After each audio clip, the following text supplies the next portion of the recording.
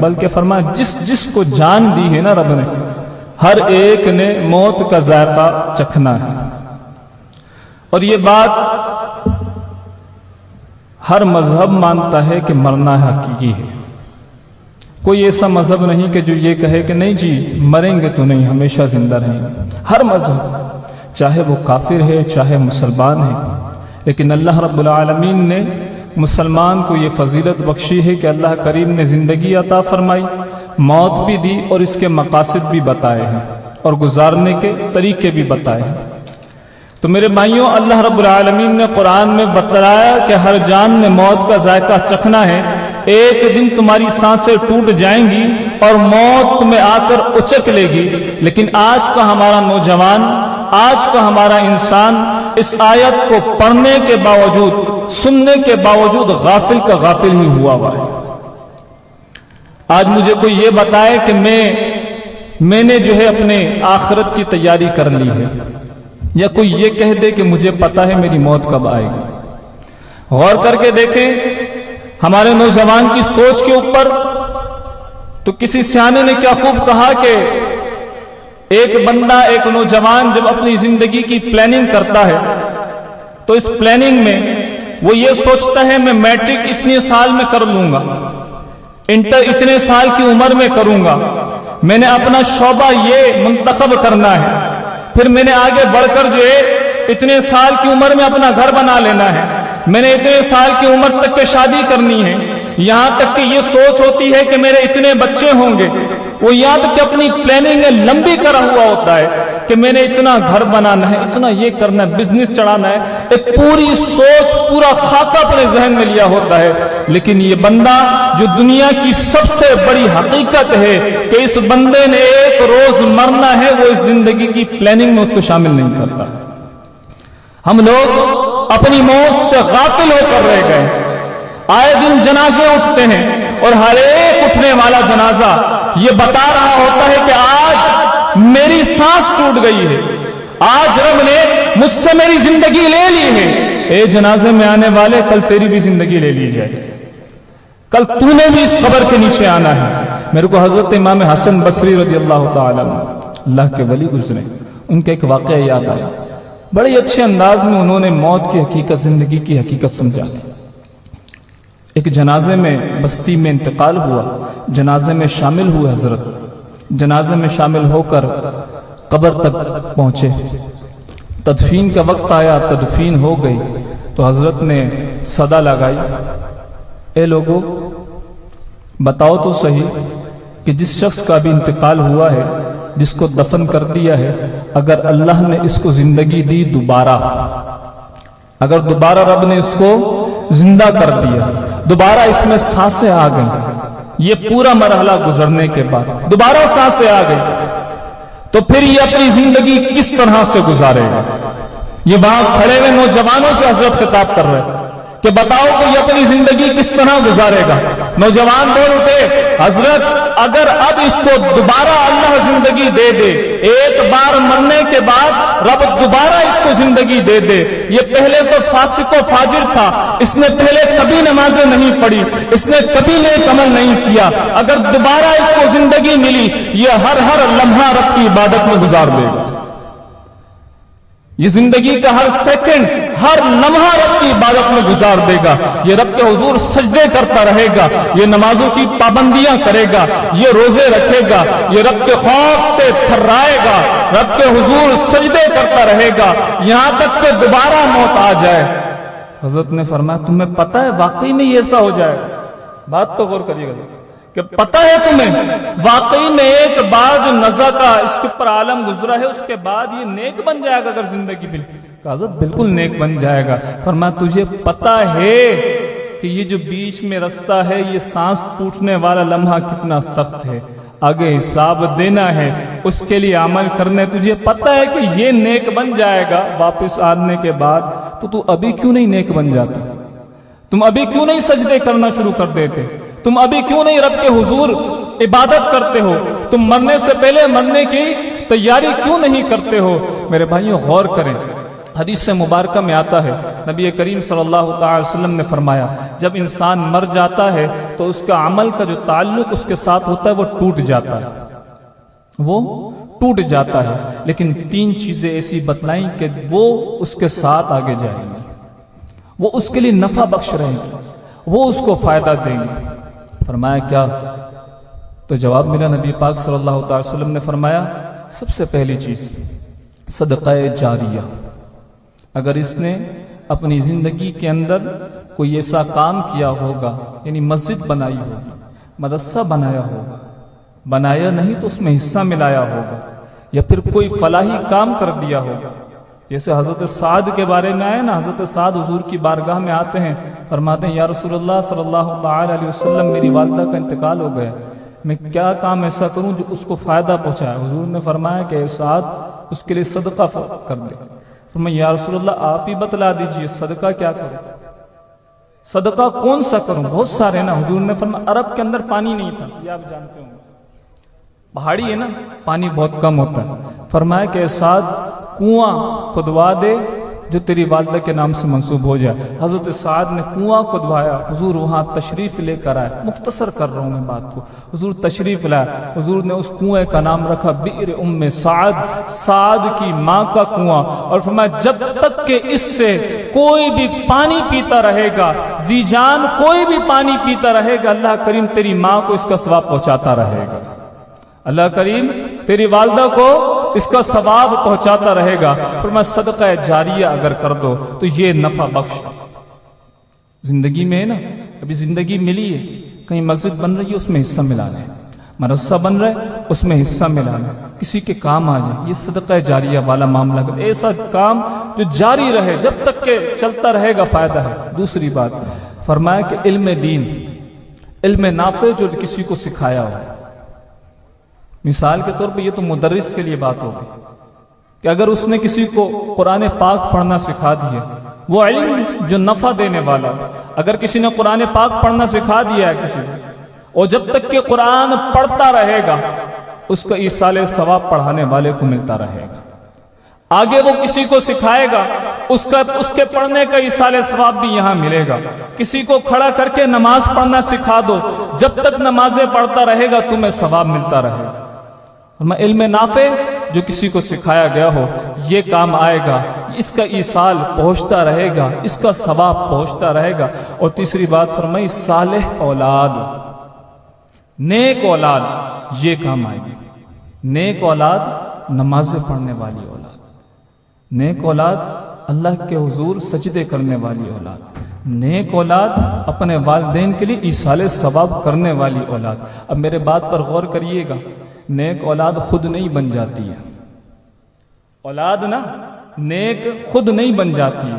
آپ کہیں کہ میں کچھ کروں نہیں اور اولاد نیک بن جائے، میں حضرت مولا علی کرم اللہ وجہہ الکریم کے اوپر قربان جاؤں آپ پر کہ آپ کا ارشاد آپ نے فرمایا کہ باپ کے اپنے اولاد پر 3 حق ہیں۔ آپ اب فقاہت دیکھیے گا، ذہانت دیکھیے گا، کیا فرمانا؟ 3 حق ہیں باپ کے اولاد کے اوپر۔ پہلا حق سنو گے حیران ہو جاؤ گے، فرمایا پہلا حق یہ ہے کہ اپنے بچے کے لیے اچھی ماں منتخب کرے، نیک ماں منتخب کرے۔ بیٹے کی بچے کی پیدائش ہوئی نہیں، اولاد ابھی آئی نہیں ہے، شادی ہوئی نہیں ہے، حضرت فرما رہے ہیں کہ جناب پہلے نیک عورت تلاش کرو جو ہے تمہارے بچے کی پرورش کرے، جس سے تمہاری اولاد بڑھے۔ دوسرا فرمایا اس کا اچھا نام رکھا جائے۔ آج تو بڑا عجیب سا ماحول ہو گیا ہمارے معاشرے کا، ہم اسلامی نام کی جگہ پر ڈھونڈ رہے ہوتے ہیں کوئی لیٹسٹ نام آ جائے، نئے نام آ جائیں۔ ہمارا تعلق مسجد و محراب سے ہے، ممبر سے ہمارا تعلق ہے، ہمارے پاس تو نام پوچھنے آتے ہیں، یقین جانے کانوں کو ہاتھ لگا لیتے ہیں جب 4-6 نام لے کر وہ سامنے آتے ہیں، حضرت ان میں سے بتائیں کون سا رکھنا ہے، اور ان میں سے کسی ایک کا کوئی ایک نام بھی بامعنی نہیں ہوتا، عجیب و غریب نام ہوتے ہیں۔ فرمایا اپنی اولاد کا اچھا نام رکھے۔ کون سا نام رکھے؟ صحابہ کرام رضوان اللہ اجمعین کے ناموں پر نام رکھو، اولیاء اللہ کے ناموں پر نام رکھو، ایسے نام رکھو۔ اور تیسرا حق فرمایا کہ اپنی اولاد کی اچھی تربیت کرے، یہ تیسرا اور آخری حق ہے۔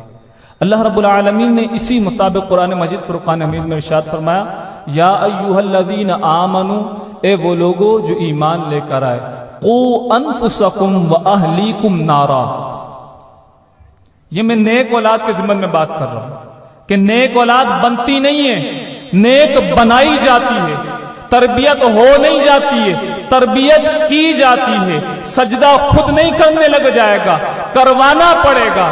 نماز خود نہیں آئے گی، سکھانی پڑے گی، پڑھ کے دکھانی پڑے گی، پھر بچہ جو ہے نماز پڑھنا شروع کرے گا. اللہ قرآن میں فرما رہے ہیں لوگوں جو ایمان لے کر آئے، قو انفسکم، اپنے آپ کو بھی بچاؤ، واہلیکم، اور اپنے گھر والوں کو بھی بچاؤ. مولا کس سے بچائیں؟ فرمایا نارا، جہنم کی آگ سے بچاؤ. مولا کس طرح بچائیں گے؟ تو اللہ فرما رہا ہے بچانے کا طریقہ کیا ہے؟ بچانے کا طریقہ یہ ہے کہ اپنے بچوں کو نیک بنانے کے لیے پہلے خود نیک بننا پڑے گا. خود نیک بننا پڑے گا. ڈائریکٹ حضور غوث پاک رضی اللہ تعالیٰ عنہ ایسی نہیں آ گئے. پیچھے با کرامت والدین تھے.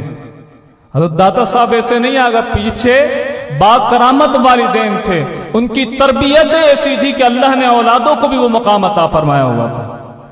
تو پہلے عمل کر کے دکھانا ہوگا. ہمارے معاشرے کا حال یہ ہے، ہم بولتے ہیں بچے خود ہی جو ہے تربیت ان کی ہو جائے. باپ صبح کام پہ جاتا ہے، رات کو گھر پہ آتا ہے، ماں پکڑ نہیں کرتی ہے. زندگی جیسی گزر رہی ہے گزرنے دو.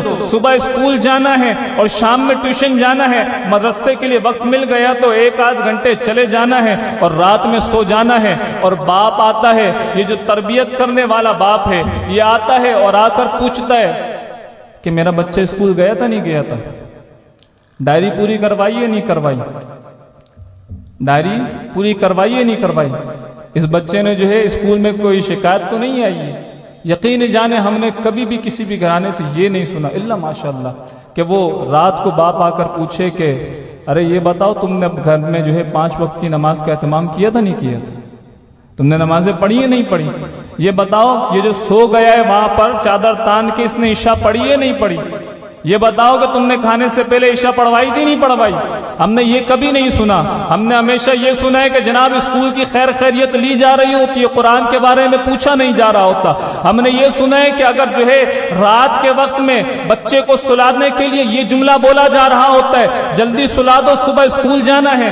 یہ کبھی نہیں بولا جاتا کہ جلدی سلائیں صبح فجر کی نماز کے لیے اٹھنا ہے، صبح فجر کی نماز کے لیے اٹھنا ہے. ہمارا معاشرہ کیسے ترقی کرے گا صاحب؟ ہمارے معاشرے کا حال یہ ہو گیا ہے کہ کسی شاعر نے کیا خوب کہا تھا نا کہ ہم کون ہیں کیا ہیں بخدا یاد نہیں.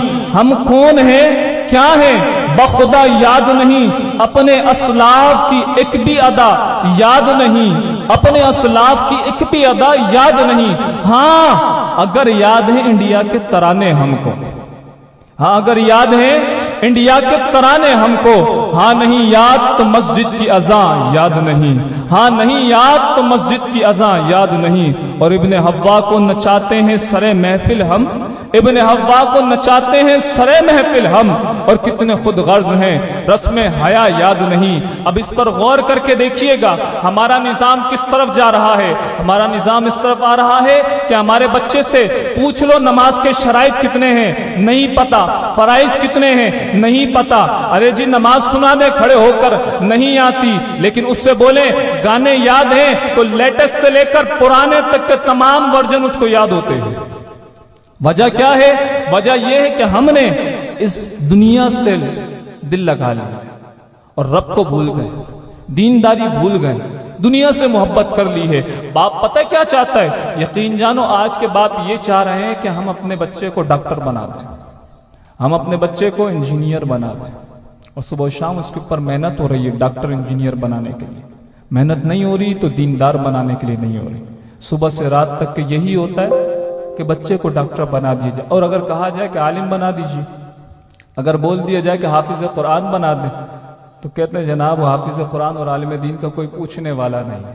تو میرے بھائی اگر اپنے بچے کو دیندار نہیں بنایا اور ڈاکٹر بنا دیا تو کسی کہنے والے نے کیا خوب کہا کہ جب ایک ڈاکٹر یا انجینئر پڑھ کر گھر میں ڈگری لے کر آتا ہے تو اس کی ماں اس کے باپ کو کہہ رہی ہوتی ہے ارے جی سنبھل کے رہیے گا، بیٹا بڑا افسر بن گیا ہے، بڑا ڈاکٹر بن گیا ہے، خیال کریے گا اس کے دل کو کوئی بات آپ کی بری نہ لگ جائے، نیچی آواز میں بات کریے گا اس کو کچھ برا نہ لگ جائے، کہیں ایسا نہ ہو ہمیں گھر سے نہ نکال دے۔ اور وہیں پر اگر بچے کو آپ نے بنا دیا حافظ قرآن، اسی بچے کو آپ نے بنا دیا عالم دین، یہ بچہ گھر جانے سے قبل یہ سوچتا ہے کہیں ایسا نہ ہو کہ میں اپنے والدین کی نافرمانی کر جاؤں، کہیں ایسا نہ ہو کہ میں اپنے والدین کے آگے اونچا بول جاؤں، یہ ڈر ڈر کر رہتا ہے، سہم کر رہتا ہے اس بات سے، اور ہر لمحہ اپنے والدین کی جو ہے اطاعت کرتا رہتا ہے، یہاں تک کہ جب تک کہ زندگی ہوتی ہے ماں باپ کی ان کی خدمت کرتا ہے،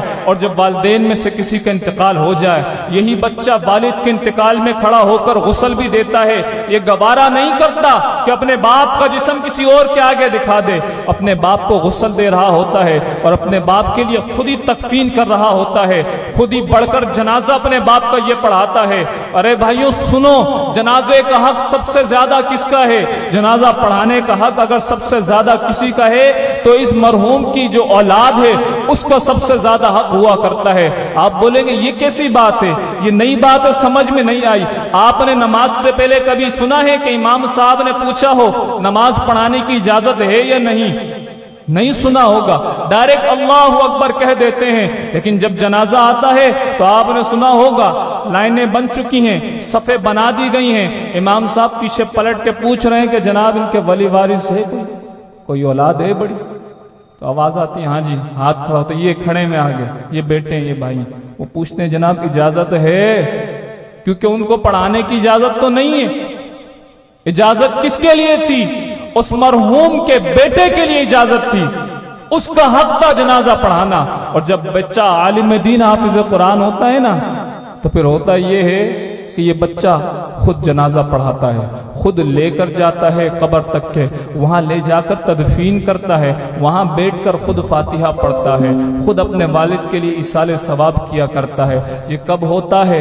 یہ اس وقت ہوتا ہے جب بچہ نیک اور عالم دین ہوتا ہے، یہ اس وقت ہوتا ہے جب گھرانے میں دین کی شگف ہوتی ہے، اور جب بچہ جو ہے ڈاکٹر یا انجینئر ہوتا ہے، قرآن کی تعلیم سے ناواقف ہوتا ہے، جس کو اس کے والدین نے قرآن نہیں سکھایا ہوتا ہے۔ یقین جانے وہ منظر بھی ہم نے دیکھے ہیں، باپ کا جنازہ آگے رکھا ہوتا ہے اور اولاد وہ سائیڈ میں کھڑی ہوتی ہے اور انتظار کر رہی ہوتی ہے جنازہ کب ختم ہوگا۔